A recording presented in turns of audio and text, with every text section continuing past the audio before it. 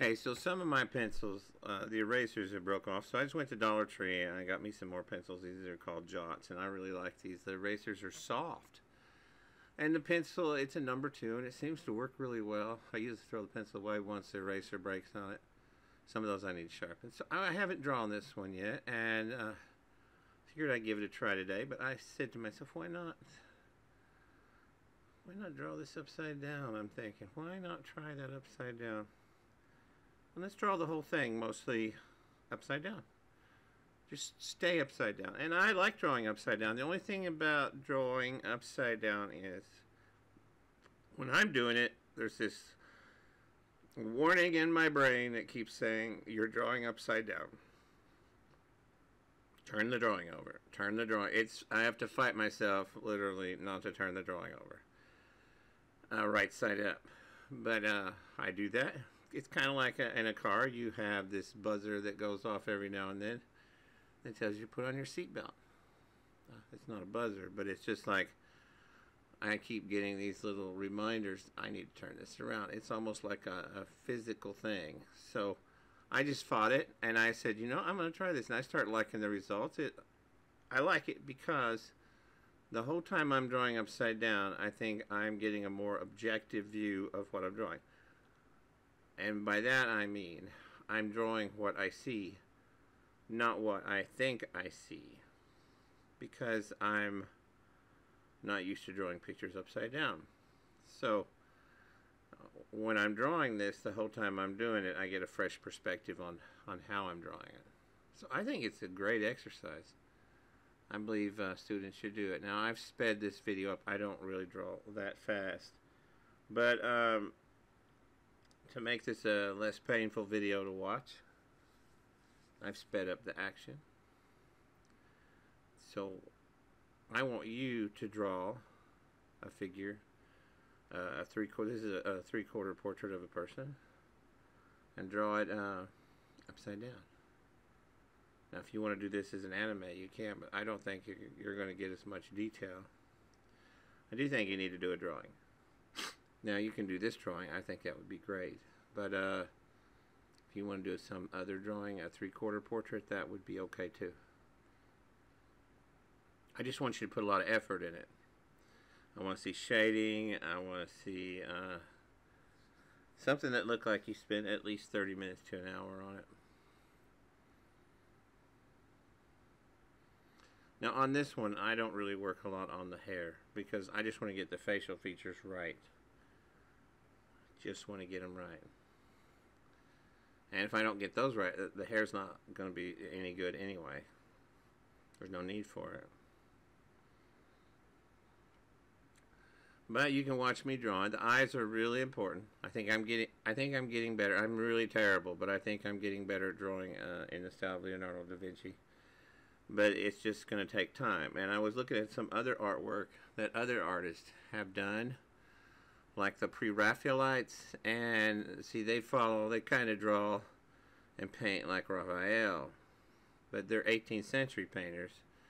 And I was looking at some of their work, and Raphael, of course, he copied Leonardo da Vinci too. So did Michelangelo. So they all copied him and other artists after that time. So why not draw from the guy that everybody copied? So that's why I think it's good to copy Leonardo da Vinci. But I saw some of those and I was like, yes, I should do some of that, because it had like knights in armor and princesses, and it's really cool. I said, you know, I should draw some of these too. I'll get around to it, but you know, it just takes time. I think what I'm doing right now will help me when I want to draw that type of thing later on. So the main thing you've got to get right when you're drawing these is the eyes. You've got to really work on the eyes. So the eyes are important. If you don't get the eyes right, you might as well start over again. Now, I tend to overwork my drawings, and this copy paper can only take so much. And then it's not going to do it. You're just going to rub a hole in it. So that's good. I mean, because I can't work too much on it like I would with really good paper, because it's just not going to take it. At a certain point, I just have to stop. Because I can only do so much to get this drawing to look like something that Da Vinci did in the 14th century. He didn't have copy paper or graphite pencils.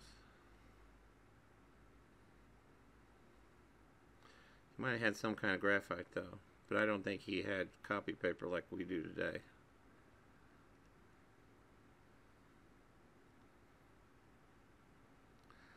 I do like the number 2 pencil. I think it's a good pencil. I usually keep a whole bunch of them sharpened, and so I can just throw one to the side and grab another one.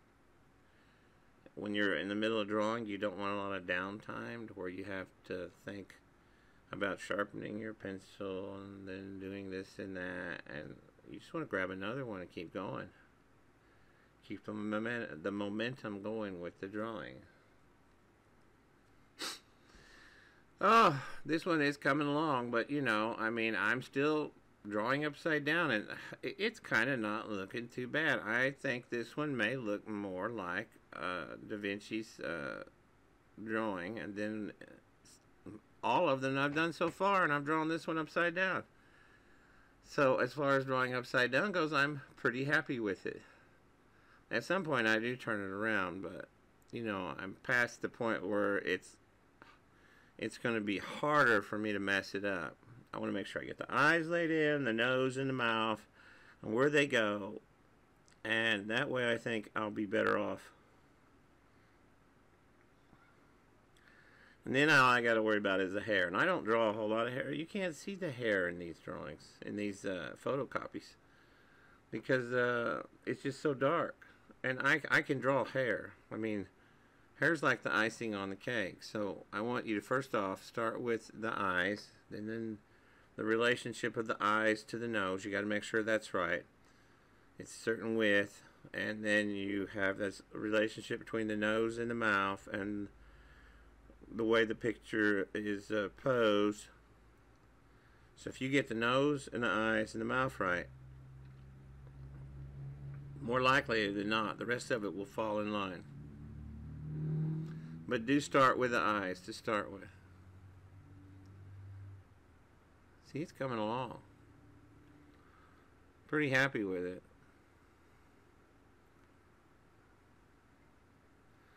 And like I said, I use my finger just to check to make sure I'm going in there and putting the right angles in. And I'm not leaving something out. It's like pointing at the thing I want to draw. Am I doing it right? I mean, sometimes it doesn't work. But I think it's a help. You don't have to do it. I drew another one later in the day. The angel, I drew her again, and she, I think she looks better. I drew her upside down as well. So she looks better. The eye's not quite right yet. I may have to draw a bunch of those down-turned eyes to get that just right. But like I said, it doesn't, there's this like a fog after I've drawn something for a period of time where I can't even really be objective about my own drawing. So tomorrow I'll be able to look at it and see more about it, but not today. Today I drew all I can on it. Now this one, since I drew most of it upside down, I'm pretty happy with it. I was like, yes, that's not too bad. The chin's got some problems, and so I play around with that a bit. The forehead, I had to cut some of that off because I tend to draw my drawings a little bit larger than the original. I do a little bit with the hair, but I mean, I could just stop right here. Really, I could just about stop right here. Why not? I drew it pretty close to the original. Now, there's a few things that are off. The mouth's a little large. Well, I think it is okay, actually, now looking at it. But, I want to put in all that shading, you know, the value, where it goes, and so that's where that eraser comes in handy. And like I said, that particular brand has really soft erasers. I have some that I don't even know what the eraser's for. They don't actually erase really well. So I don't use them much, and the pencil doesn't really it doesn't draw very well.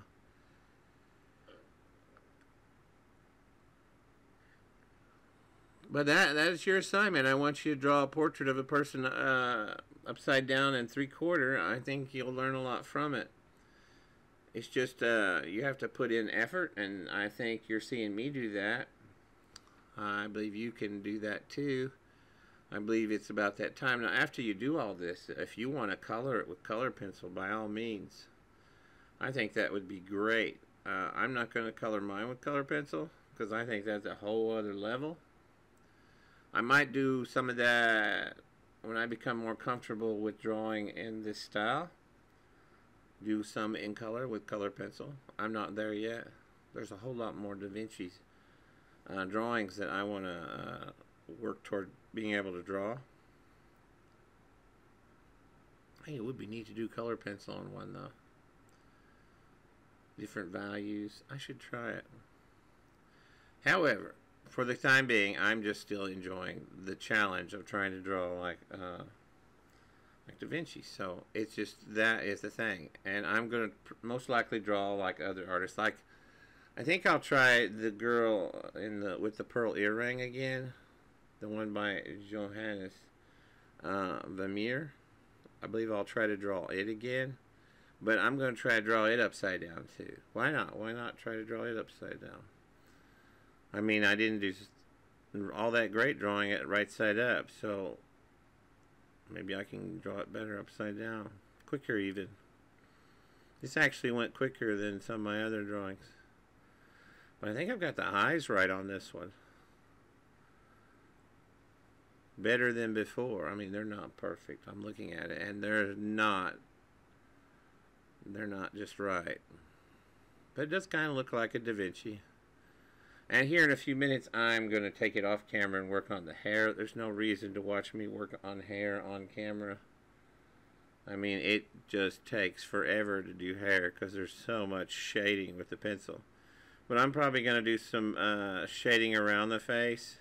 I'm not going to get all that hair just right. I really don't even think I need to do any more to it, actually. I should just leave it alone right there. But I'm going to overwork it, of course. You know, why not? For where I'm at right now, even when I'm overworking them, I'm learning a lot.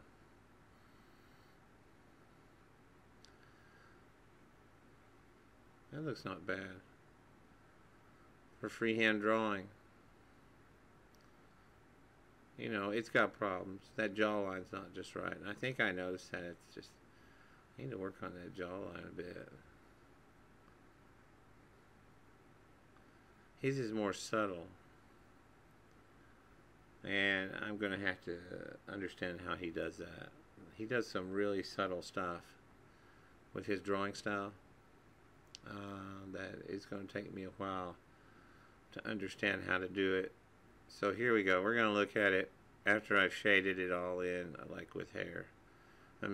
You like that? That's not mine. That's the original. Now look down here. This is mine. Look at that wild hair. Okay, so I can't really tell how the hair actually looks, and there's one of my drawings over on the left I worked on much earlier, but I think I've come a long way and I've improved some. So I want you to do this as well. Draw upside down.